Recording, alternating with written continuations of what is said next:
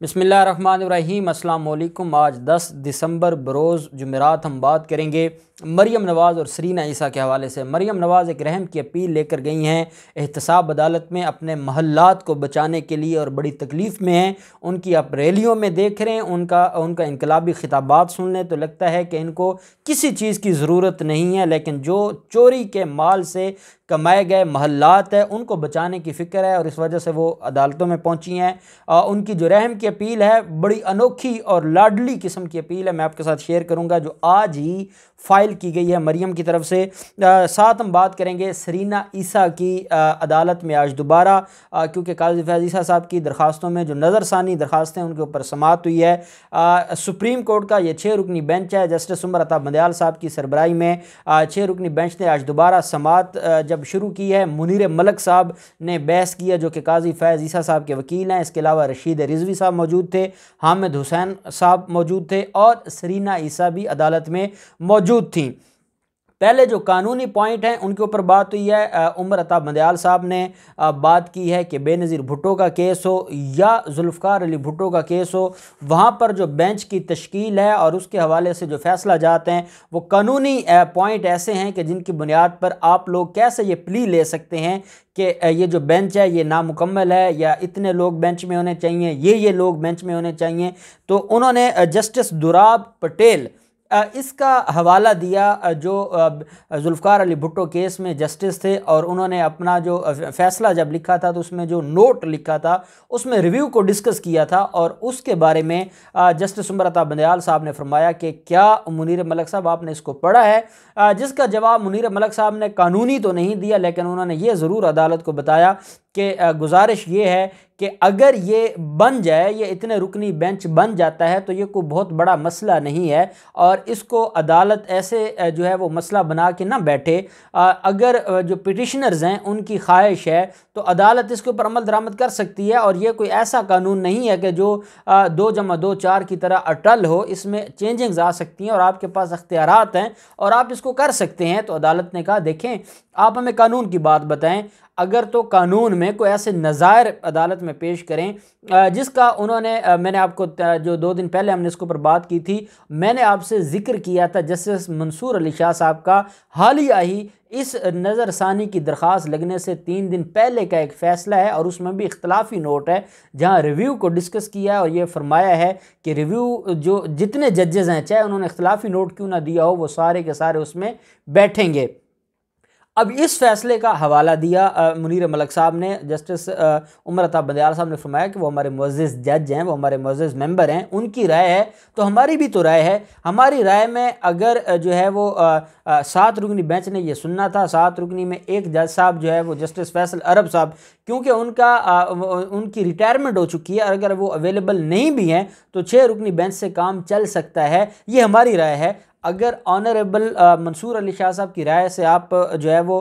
मुत्तफिक हैं तो हमारी भी तो एक राय है और उस राय को भी तो आप कानूनी तौर पर देखें, ना कि आप अपनी ख्वाहिशात के मुताबिक देखें। तो उन्होंने कहा जनाब हमने जो जनाब से गुजारिश करनी थी हमने कर ली है और मज़ीद हम इस मामले में जो है वो उलझना नहीं चाहते और हम चाहते हैं कि हमारी नज़रसानी की दरख्वास्तों को सुना जाए। तो हमारी गुजारिश ये है कि ये 10 रुकनी बेंच होना चाहिए और जो तीनों ऑनरेबल जजेज़ हैं जस्टिस मंसूर अली शाह साहब, जस्टिस या अफरीदी साहब,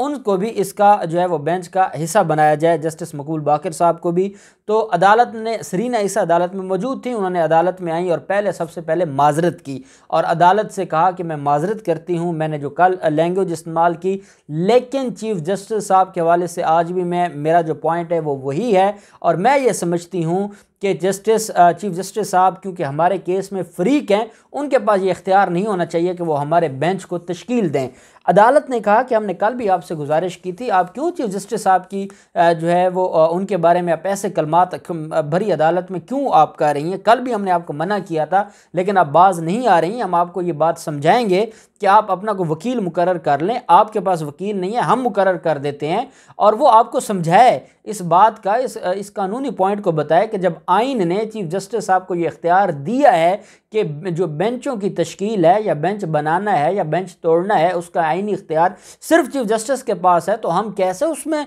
चेंजिंग ला सकते हैं और आप कैसे ये अलेज कर सकती हैं और आप कैसे इल्ज़ाम लगा सकती हैं। आप कल भी अदालत में खड़े होकर यही तकरीर की है, आज फिर आप शुरू हो गई हैं। हम, क्योंकि आप एक मुअज़्ज़ज़ जज साहब की बीवी हैं, हम उसकी वजह से, क्योंकि आप हमारे फैमिली मेम्बर हैं, हम बड़ा हया करते हैं, लेकिन आप बाज नहीं आ रही। कल भी आपको बताया था कि हद क्रॉस नहीं करनी, आज फिर आप वही बात कर रही हैं और अब आपकी बात नहीं सुनी जाएगी और आप खामोश रहें। और ये जो मामला है,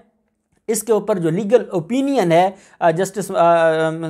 जो है मुनीब अख्तर साहब, उन्होंने कहा कि जो ओपिनियन है वो हमने सुन ली है, जो लीगल ओपिनियन है अब आपने मज़ीद नहीं बोलना। उन्होंने कहा कि क्योंकि मैं केस में फ्रीक नहीं थी, मुझे डॉक्यूमेंट्स चाहिए, जो मैंने बयान दिया है वो भी मुझे चाहिए और बाकी सारे डॉक्यूमेंट्स भी चाहिए। तो जस्टिस उमर अता बंदयाल साहब ने फरमाया, आप सुप्रीम कोर्ट में जो अप्लाई करने का, कॉपी अप्लाई करने का एक प्रोसीजर है, वो आप कॉपी अप्लाई करें, आपको कॉपी मिल जाएगी और आप जब नज़रसानी की दरखास्तें होंगी उसके बाद अदालत देखेगी कि आपका कुछ बनना है या नहीं बनना, आपको सुनना है या नहीं सुनना। लेकिन ये जो मामला है कि जो कितने रुकनी बेंच होना चाहिए या बेंच किसने बनाना है, इससे आपका कोई तल्लक नहीं है, आपको इन चीज़ों का इल्म नहीं है और आप बार बार चीज़ों को गलत कर रही हैं। अदालत ने उनको शटअप कॉल दे के खामोश करवा दिया। रशीद रिजवी साहब जो कि सीनियर एडवोकेट हैं, जो कराची बार एसोसिएशन को रिप्रेजेंट कर रहे हैं, उन्होंने और हामिद ख़ान साहब ने, दोनों ऑनरेबल जो हमारे सीनियर कौंसल हैं, उन्होंने अदालत से ये गुजारिश की कि हम मुनीर मलिक साहब की जो आर्गूमेंट्स हैं उनको ही हम कंसिडर करते हैं और हम उन्हीं को सेकंड करते हैं और जो उनके थे जो मामलात, वही हम, जो उनके आर्गूमेंट्स थे वही हम तस्लीम करते हैं और अदालत जो भी बेहतर फैसला करना चाहती है हमें मंजूर होगा। साथ अदालत ने पूछा कि जो आफरीदी साहब हैं, जो कि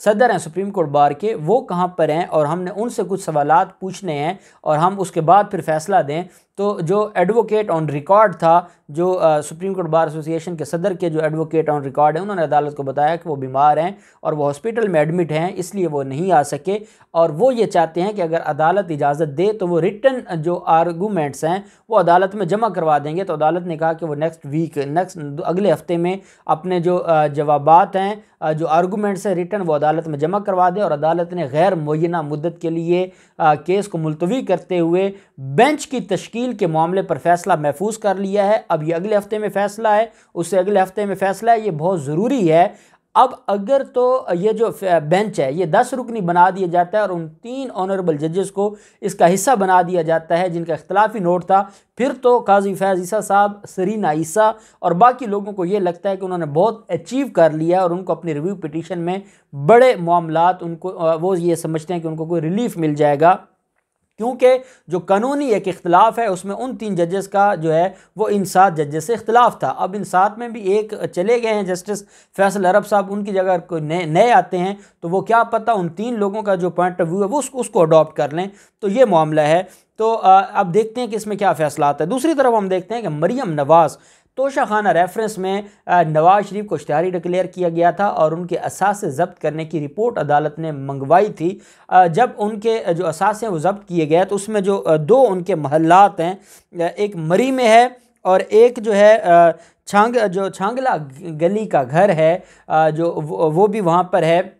मरी, और उसके जो मुल्का इलाकों में जो 2 महल्लात हैं नवाज शरीफ के, जब उनको अटैच किया गया, जब उनको भाग के सरकार ज़ब्त किया जाता है, तो उसके ऊपर जो मरियम नवाज़ हैं वो आज दरख्वास्त लेकर चली जाती हैं और वो अदालत से ये गुजारिश करती हैं, एहतसाब अदालत रावलपिंडी में, जहाँ तोशाखाना रेफरेंस की ये वो केस है, तोशाखाना रेफरेंस में जहाँ नवाज शरीफ को इश्तिहारी डिक्लेयर किया गया था और उस कार्रवाई को चैलेंज किया गया था इस्लामाबाद हाई कोर्ट में। इस्लामाबाद हाई कोर्ट में जब चैलेंज किया गया था तो इस्लामाबाद हाई कोर्ट ने सवाल पूछा था कि वो तो इश्तिहारी है, वो तो यहाँ से 8 हफ्ते की ज़मानत लेकर गया था, वो गया कहाँ है। जब ये मामला ख़राबी की तरफ गया था तो जो उनके वकील साहब थे उन्होंने वो वापस ले ली थी दरख्वास्त, और उस दरख्वास्त की बुनियाद पर फिर दोबारा जो है वो केस जो उनकी अपीलें हैं वो समाअत के लिए मुकर्रर हुई थी, तो उनका हक़ ख़त्म हो चुका है तोशाखाना रेफरेंस में। उसके बावजूद जो उनकी जायदाद ज़ब्तगी है उसके बारे में मरियम नवाज़ ये कहती हैं कि वो कलसूम नवाज़ की मलकियत हैं ये दोनों महल्लात, और क्योंकि कलसूम नवाज़ की मलकियत हैं तो इसलिए वो अटैच नहीं हो सकते, वो भग के सरकार ज़ब्त नहीं हो सकते। यही तो केस है कि इन्होंने सारी प्रॉपर्टी बेनामी बनाई है। अब या तो कलसूम नवाज़ खुद बिजनेस बिजनेस करती थी, उनकी को अपना सोर्स था तो वो अदालत में साबित करे। अगर वो सोर्स नहीं था और वो बतौर बेनामी दारा थी, जैसे मरियम नवाज़ थी, जैसे हसन नवाज़, हुसैन नवाज़ थे, तो जब अदालत में ये बात साबित हो जाए कि इन्होंने ये प्रॉपर्टी जो है वो एक्चुअल ओनर नवाज शरीफ थे और ये सिर्फ बेनामी दारा हैं, तो वो प्रॉपर्टी एक्चुअल ओनर की कंसिडर होगी और जब अदालत ऑर्डर करेगी उसकी जब्त की गई तो वो दोनों ही जब्त होंगे। अब मरियम नवाज़ को ख़तरा ये है कि और कुछ नहीं तो वो 2 महल्लात बच जाएं, और वो 2 महल्लात बचना इसलिए ज़रूरी है कि ये जब कभी जाते हैं तो इनके लिए मरी में भी और उसके मुल्का इलाकों में महल्लात और अच्छी सहूलियात मौजूद हैं, और ये नहीं चाहते कि वो हुकूमत के हाथ लग जाएं या हक सरकार जब्त हो जाएं या वो एक रिकवरी बन जाए नैब के लिए और वो कौमी ख़जाने में शामिल हो जाएं। ये दरख्वास्त आज जमा करवाई है, उसके ऊपर अदालत ने नैब से ये बेसिकली जब भी ऐसी कोई रिपोर्ट आती है जो जब जब्त की जाती है प्रॉपर्टी तो उसके जवाब में ऑब्जेक्शंस फाइल किए जाते हैं। अब इनमें इनका राइट ही कोई नहीं है, तो क्योंकि ये एग्रीव्ड पार्टी हैं, बकौल मरियम नवाज़ के हम एग्रीव्ड हैं, तो उस एग्रीव्ड पार्टी होने के नाते फिर भी अगर वो कुलसूम नवाज़ की प्रॉपर्टी थी तो उसमें जितना हिस्सा नवाज़ शरीफ का उस हद तक तो वो जब्त होगी और वो नवाज़ शरीफ का ज़्यादा हिस्सा बनेगा और बाकी बेटों का और बाकियों का बनेगा। तो ये सारे मामलात हैं। अब देखते हैं इन दोनों केसेस में जो भी डेवलपमेंट होगी हम आपके साथ शेयर करते रहेंगे। अल्लाह पाक पाकिस्तान का हामी नासिर हो। बहुत शुक्रिया। अल्लाह हाफिज़। पाकिस्तान जिंदाबाद।